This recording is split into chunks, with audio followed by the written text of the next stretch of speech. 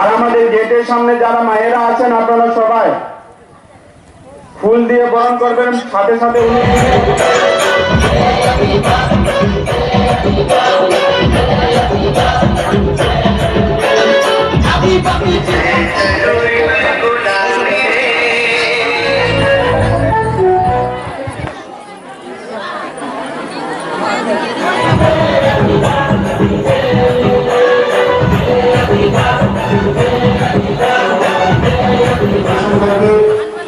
আমাদের এই বাগান এলাকার আমাদের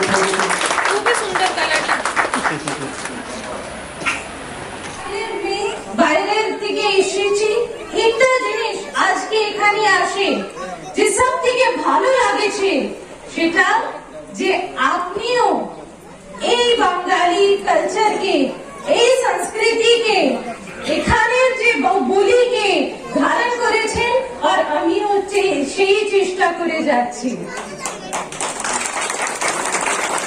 আপনার সঙ্গে আমার সম্পর্ক আছে, আপনি বাইরে থেকে আসে এই ভূমিকে কর্মক্ষেত্র করেছেন, আমি সেটাই চেষ্টা করছি। তো আজকে এই বাগানে যে আমি শুনলাম, জানলাম যে এই বাগানের হিস্ট্রি, আপনার সবার ইতিহাস, আপনার পূর্বজের যে আছেন ওনার ইতিহাস ত্রিপুরার সঙ্গে নতুন না, মিনিমাম 150 বছর পুরান। এটা ছোট কথা না, খুব বড় কথা। এত দূর থেকে একটা নতুন জায়গায় এসে ওখানের কলা, সংস্কৃতি, ভাষা, বলি, ব্যবহারকে নিজের করা, কাজ করা, সমর্পিত করা, এটা ছোট কথা না। আর আজকে এখানে যে এত সুন্দর সুন্দর মেয়েরা নিজে যাতে নাচ গান করেছেন, ঘুমর করেছেন, তারপরে বাঙালি সাঁওতালি গান করেছেন, এটা শুনে আমার খুব খুশি হয়েছে।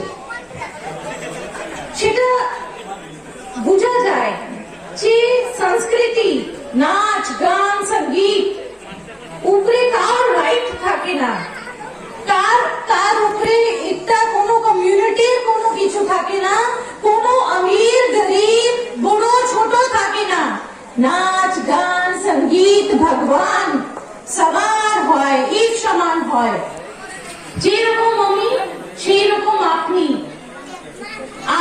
এখানে আমি সবে সময় আমি যেখানে ত্রিপুরাতে যাই এই কথা বললে খুব খুশি হয় যে আমি যেখানে যাই মাতৃশক্তি, মহিলা শক্তিকে বেশি করে সামনে উপস্থিত থাকতে দেখে আমার গর্ব হয়।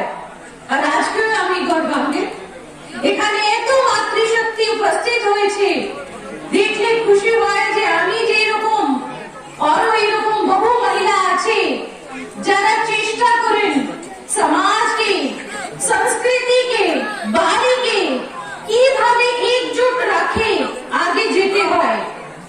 আমার মধ্যে বহু পুরুষ ভাই আছেন, আমার বড় বাবার মতন, ছেলের মতন, ভাইয়ের মতন, ওরা বাইরে বাইরে কাজ করেন, খুব পরিশ্রম